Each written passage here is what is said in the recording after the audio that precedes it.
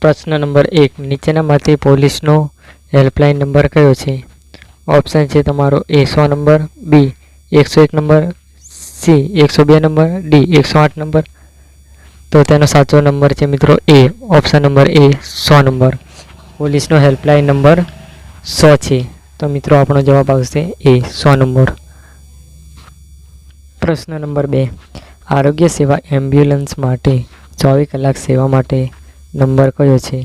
તમારો ઓપ્શન છે એ 1073 number, B 108 number, C 1004 number, D 101 number. તો તમારો સાચો જવાબ આવે છે મિત્રો ઓપ્શન નંબર બી 108 નંબર. આરોગ્ય સેવા એમ્બ્યુલન્સ માટે 24 કલાક માટે 108 નંબર ઉપલબ્ધ છે.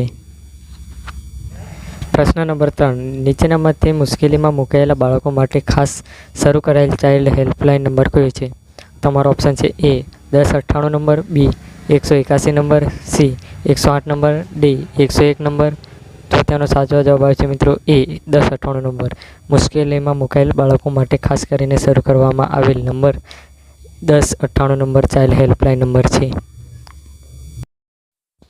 પ્રશ્ન નંબર 4 નીચેનામાંથી મહિલાઓ સામેના અત્યાચાર માટે સરકાર દ્વારા શરૂ કરાયેલ મહિલા હેલ્પલાઇન નંબર કયો છે? તમારો ઓપ્શન છે એ 100 નંબર, બી 181 number, C 168 number, D 109 number. તો તમારો સાચો જવાબ આવે છે મિત્રો બી 181 નંબર.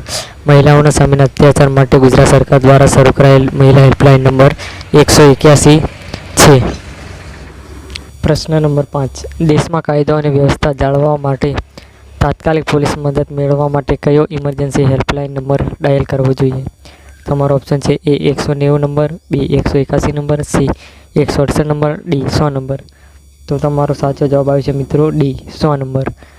દેશમાં કાયદો અને વ્યવસ્થા જાળવવા માટે તાત્કાલિક પોલીસ મદદ મેળવવા માટે 100 નંબર ડાયલ કરવો જરૂરી છે. પ્રશ્ન નંબર 6 નીચેનામાંથી આગ લાગવાની ઘટના બને ત્યારે ફાયર બ્રિગેડને જાણ કરવા માટે કયો નંબર ઉપર કોલ કરવામાં આવે છે?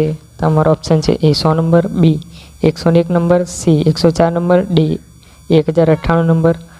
તો તમારો સાચો જવાબ આવે છે મિત્રો બી 101 નંબર. જ્યારે આગ લાગવાની ઘટના બને ત્યારે 101 નંબર ઉપર કોલ કરવામાં આવે છે. પ્રશ્ન નંબર 7 નીચેના માટે આરોગ્ય સલાહ અને તબીબી માર્ગદર્શન માટે કયો હેલ્પલાઇન નંબર ઉપયોગી છે? તમારો ઓપ્શન છે એ 100 નંબર, બી 101 number, C 104 number, D 1098 number. તો મિત્રો તેનો સાચો જવાબ આવે છે મિત્રો સી 104 નંબર. આરોગ્ય સલાહ અને તબીબી માર્ગદર્શન માટે 104 નંબર ઉપયોગી છે. તો તમારો જવાબ આવશે સી. પ્રશ્ન નંબર 8 જ્યારે પણ માર્ગ અકસ્માત થાય ત્યારે તાત્કાલિક સારવાર માટે કયો નંબર ડાયલ કરવામાં આવે છે? તમારો ઓપ્શન છે એ 100 number, B 108 number, C 104 number, D 1098. તો તેનો સાચો જવાબ આવે છે મિત્રો ઓપ્શન નંબર બી 108. જ્યારે પણ માર્ગ અકસ્માત થાય ત્યારે 108 નંબર એટલે કે એમ્બ્યુલન્સને કોલ કરવામાં આવે છે. પ્રશ્ન નંબર 9 નીચેનામાંથી મહિલાઓ માટે 24 કલાક કાર્યરત હેલ્પલાઇન નંબર કયો છે?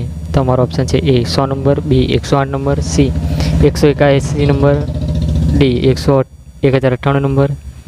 તો તેનો સાચો જવાબ આવે છે મિત્રો સી 181 નંબર. મહિલાઓ માટે 24 કલાક કાર્યરત હેલ્પલાઇન નંબર 181 છે, સી 181. પ્રશ્ન નંબર 10 નીચેનામાંથી રેલવે ઇન્ક્વાયરી માટેનો હેલ્પલાઇન નંબર કયો છે?